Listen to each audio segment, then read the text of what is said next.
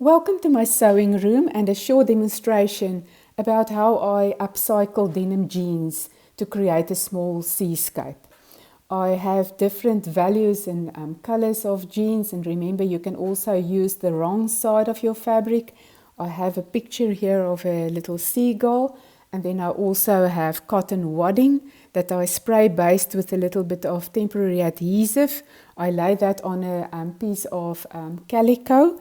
And then I also have a different, a second backing that I will attach later on. The jeans are then cut in strips that I will lay down on the wadding, starting at the sky and then just moving towards me. I overlap my strips about a quarter of an inch and just build my picture moving downwards.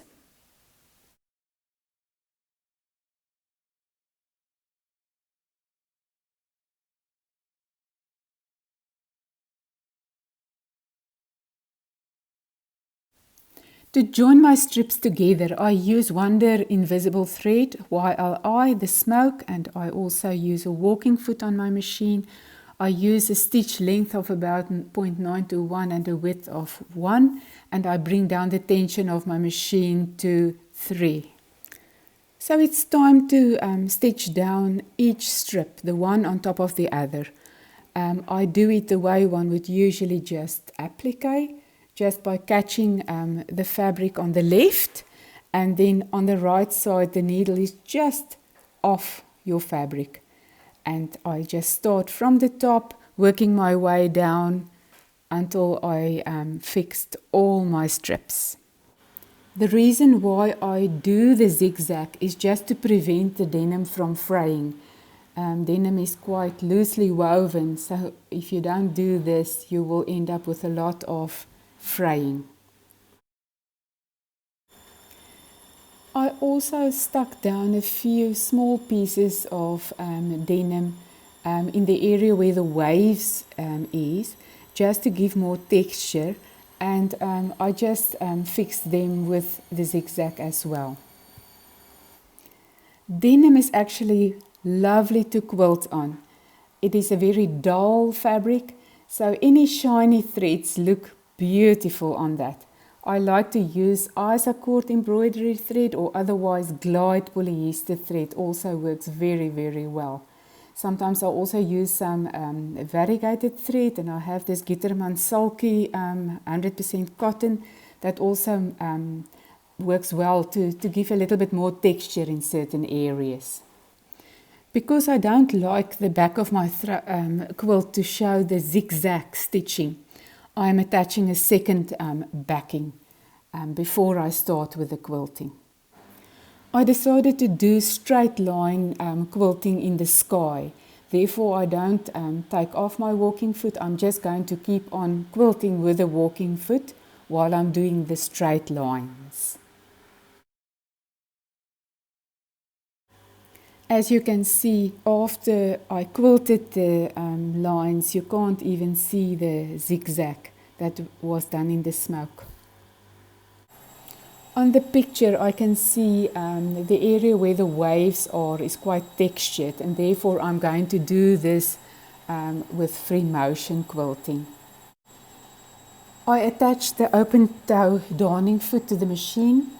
I use my machine gear gloves, and also a slippery surface like my Supreme slider, just to make it more easy to quilt. And then start with a variegated thread now, just doing some free motion quilting.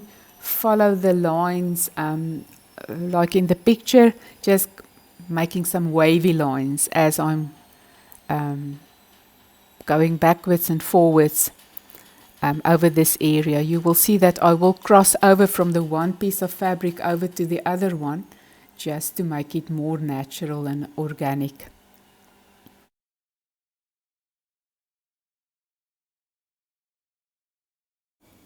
To create the focal point of the quilt, the seagull, I trace it at the back on the paper side of fusible web. It should be the mirror image of the picture, and I just quickly take my picture to the window and trace on the wrong side of the picture the outlines of the quilt, which gives me a nice design just to trace then on the fusible web.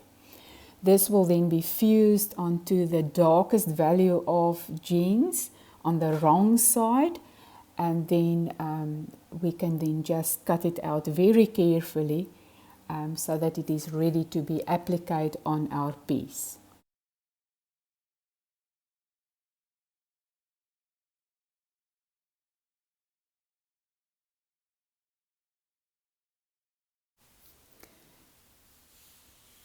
My seagull is finished, and I can now place it on the background. I won't fuse it, and you will see the reflection of his legs is attached to the seagull, and I have a good reason for that.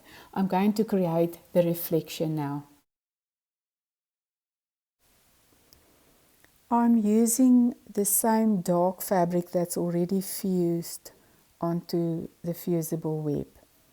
I cut small little strips that I just start putting down just below the seagull to create the reflection.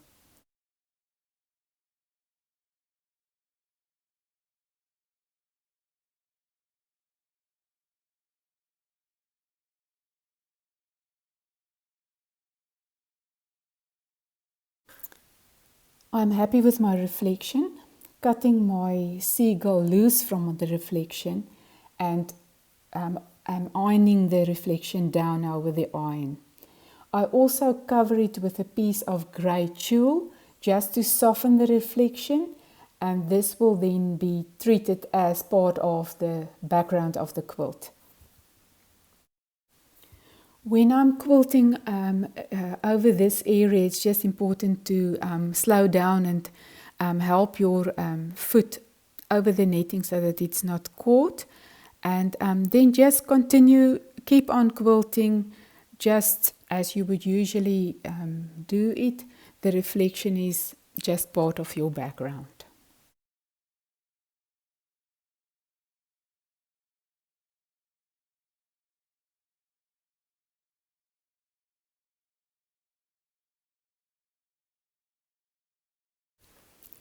The background is finished now, and we can position our little seagull, fuse it down. Just be careful that you don't touch the tulle with your iron because it will melt, and then we can just do the applique. I'm doing the applique with invisible thread and in a free motion way with my darning foot. I'm just going to go around the edge of the little seagull very carefully, just doing the zigzag to prevent it from fraying, which is the biggest danger at this stage.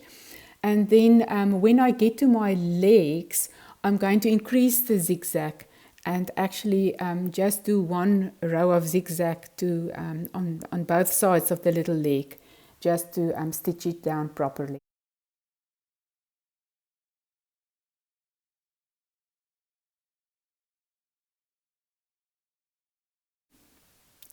I am actually very happy with the way the seagull turned out. It is not necessary to do any more stitching. I think I could accept it just the way it is at the moment. However, I decided just to outline the little seagull with a dark thread, a dark navy blue, just to cover my smoke applique stitch. It does give it a nice finishing touch. And this brings us to the end of this demonstration. Our little seascape is finished. I squared it. I will now attach a denim facing, and it is done. And thank you very much for watching.